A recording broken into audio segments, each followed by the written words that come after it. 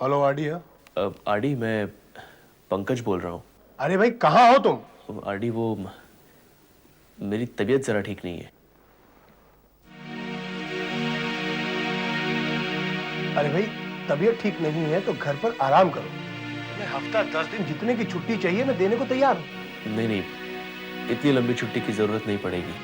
No no no, don't worry about anything.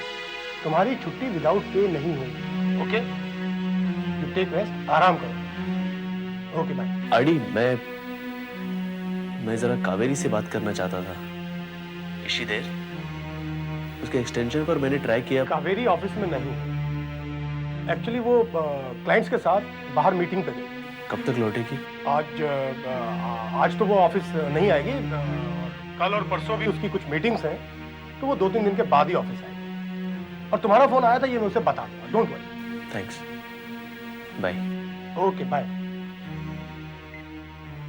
भगवान करे तुम्हारी तबीयत कुछ दिन और खराब रहे। मुझे सब पता है, लाइन मारता है कावेरी पे बच्चों। आरडी, आरएम का रिप्लाई आ गया है। तुम खड़ी क्यों हो? बैठो ना। वो पंकज आजकल ऑफिस नहीं आ रहा है। क्या उसने आपको फोन किया? कहीं वो लीव पर तो नहीं है? I really don't know. और ये कोई तरीका है ऑफिस से इस तरह गायब हो जाना, बिना किसी इंटीमेशन के, बिना छुट्टी लिए? कावेरी, आई टेल यू, इस ऑफिस में तुम्हारे और मेरे सिवाय किसी को भी अपनी जिम्मेदारियों का एहसास नहीं है।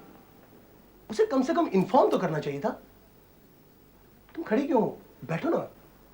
No thanks.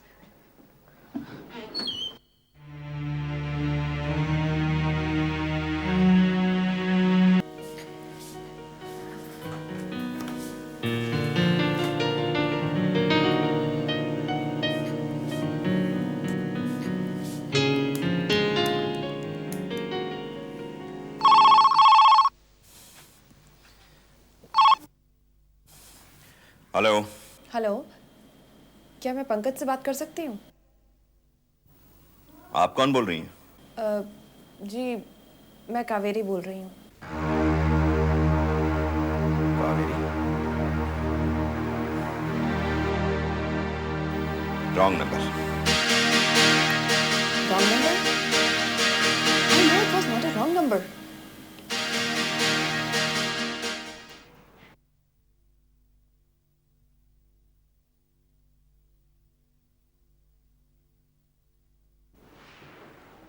हाँ, नाइस फ्लावर्स। प्रिया, तुमने कावेरी को रिमाइंड किया है या नहीं? तुम्हें क्या लगता है कावेरी हमारी शादी की सालगिरह भूल जाएगी? सुबह ही तो फोन पर विश किया था उसने। प्रिया, मैं सोच रहा था क्यों ना हम कावेरी के साथ पंकज को भी इनवाइट करें। पंकज को? हाँ प्रिया, जिस भविष्य के लिए हम कावेरी को सालों से मेंटली प्रिपेयर करने की कोशिश कर रहे थे, मुझे लगता है कि पंकज के कावेरी की जिंदगी में आने के बाद शायद कावेरी उस दिशा में सोचने लगी है। तुम्हारा मतलब है उन दोनों के बीच? ये मैं नहीं जानता, लेकिन कुणाल की मौत के बाद पंकज पहला ऐसा व्यक्ति है जिसे हमने कावेरी के इतने करीब देखा। इससे पहले तो कावेरी ने अपने घर के दरवाजे किसी के लिए नहीं खोले। हाँ, तुम ठीक कह रहे हो। पंकज के साथ कावेरी कंफर्टेबल लगती है और पंकज भी उसकी बहुत केयर करता है। विनय, पहली बार कावेरी की जिंदगी में उम्मीद की किरण नजर आई है। प्रिया, हो सकता है उन दोनों का रिश्ता इसलिए अपनी मंजिल तक नहीं पहुंच पा रहा है क्योंकि दोनों अपने आप में इतने उलझे हुए हो कि कोई फैसला नहीं कर पा रहे हो। उन्हें करीब लाने में और फैसला करने पर मजबूर करने के लिए हमें उनकी मदद करनी चाहिए। मैं कावेरी को फोन करती हूँ और शाम को पंकज को साथ लाने के लिए कह देती हूँ।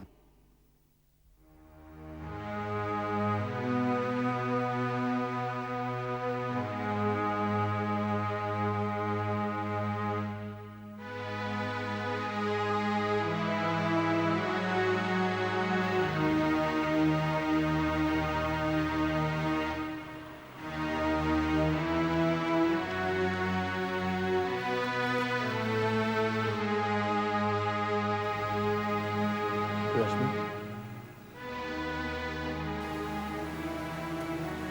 वो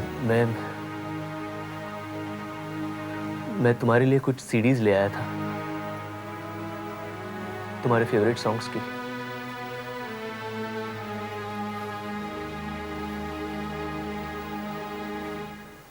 रख लो ना प्लीज, प्लीज। रश्मि, मैं तुम्हारा भाई हूं। Don't treat me like this. तुम सब मेरे साथ इस तरह बिहेव कर रहे हो जैसे मैंने। देख रश्मि, मैं पहले से ही बहुत गिल्ट महसूस कर रहा हूं। प्लीज मेरी तकलीफ को और मत बढ़ाओ, प्लीज। आप इस तरह अपनी गलती पर पर्दा नहीं डाल सकते। रश्मि, मैं वंदना से मिलने हॉस्पिटल में गया था, लेकिन भास्कर अंकल ने मुझे मिलने नहीं दिया। बेइज्जत करके मुझे वहां से निकाल दिया। अगर उस वक्त मैं उसे मिल पाता तो शायद मैं उसे समझा पाता, उसे सुसाइड करने से रोक पाता। लेकिन उससे मिलकर भी आप उसे सुसाइड करने से रोक नहीं पाते, क्योंकि आप पहले ही उसके सपने, उसकी खुशियों के साथ उसकी जिंदगी छीन चुके थे। एंड रिमेंबर, मैं नहीं मानती कि वंदना ने सुसाइड किया है। उसने आत्महत्या नहीं की, बल्कि आपने उसकी हत्या की है।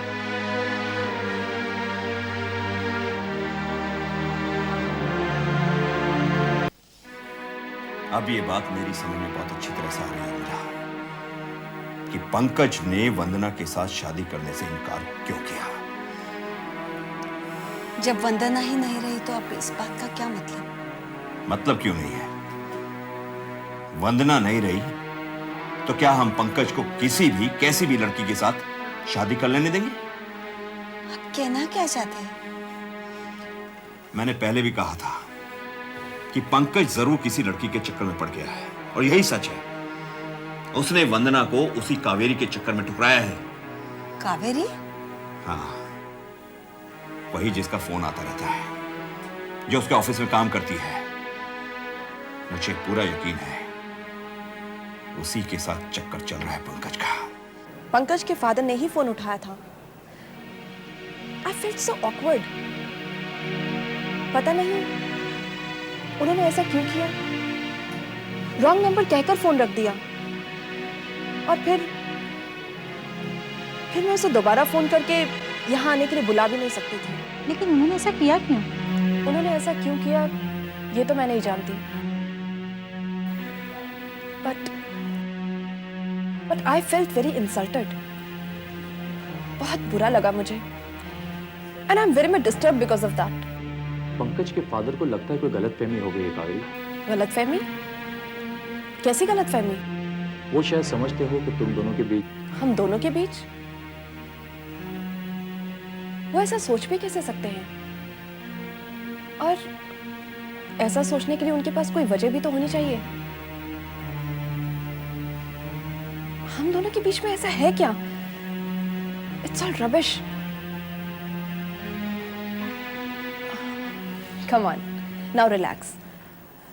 मैं भी कैसी फिजूल की बातें लेकर बैठ गई। अच्छा प्रिया, ये बताओ कि विनय ने तुम्हें इस बार मैरिज एनिवर्सरी पर क्या गिफ्ट दिया है? ये फिजुल की नहीं, सोचने की बात है कावेरी। लगता है शायद पंकज की कोई बात से उसके घर वालों को ऐसा इंप्रेशन मिला हो कि तुम्हारे और पंकज के बीच कुछ। नहीं विनय, पंकज ऐसा कुछ नहीं कर सकता। हो सकता है कावेरी, पंकज के दिल में तुम्हारे लिए। प्रिया, कहीं तुम लोग पागल तो नहीं हो गए हो? मान लो ऐसा हो तो? पंकज तुम्हारी जिंदगी में क्या मायने रखता है कावेरी?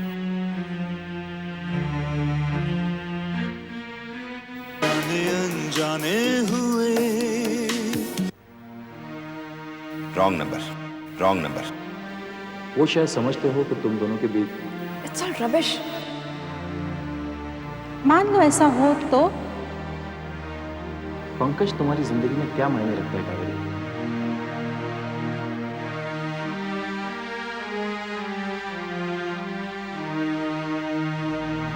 पंकज के फादर को लगता है कोई गलतफहमी हो गई है कावेरी।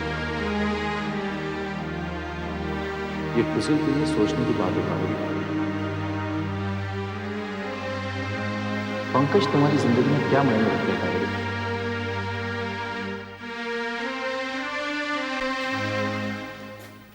चल खाना खा ले।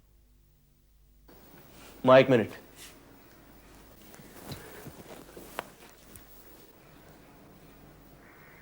माँ,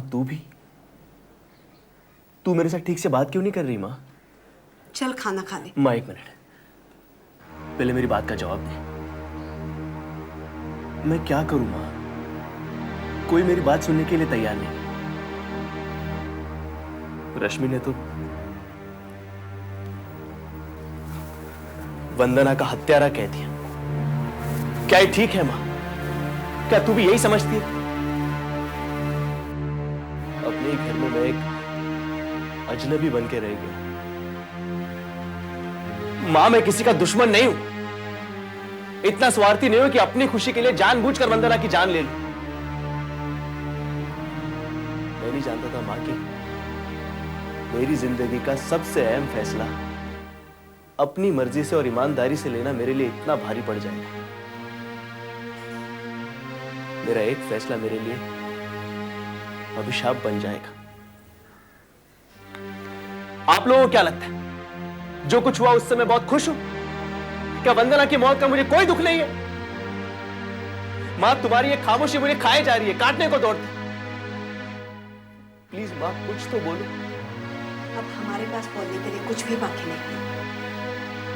मां, प्लीज मेरा विश्वास करो। अगर मैं जानता कि वंदना इस तरह आत्महत्या कर लेगी तो मैं शादी से बस कर। अब ये पछतावे का नाटक करने की और नकली आंसू बहाने की कोई जरूरत नहीं है। अब तू हमें और बेवकूफ नहीं बना सकता पंकज। अगर तुझे हमारी या वंदना की जरा भी परवाह होती आज ये नौबत नहीं आती। पापा, मत कह मुझे पापा। मैं तेरे लिए और तू मेरे लिए। प्लीज ऐसा मत कर। हाँ, मर गया मैं इसके लिए और ये मेरे लिए। और एक बात कान खोलकर सुन ले पंकज, मैं बहुत अच्छी तरह जानता हूं कि तूने वंदना को क्यों और किसके लिए ठुकराया है। तू ये मत समझना कि अगर तू हमें कुछ नहीं बताएगा तो हमें सच्चाई का नहीं पता चलेगा। तेरी सारी बातें, तेरे सारे बहाने झूठे हैं। तो हमेशा हमसे झूठ बोलता रहा है, यहां तक कि बाबूजी से भी। वंदना से तूने अपना रिश्ता इसलिए तोड़ा है कि तूने अपना रिश्ता और जोड़ लिया है। ना तो हमारे सामने नादान बनने का ढोंग कर और ना हमें नादान समझने की भूल कर।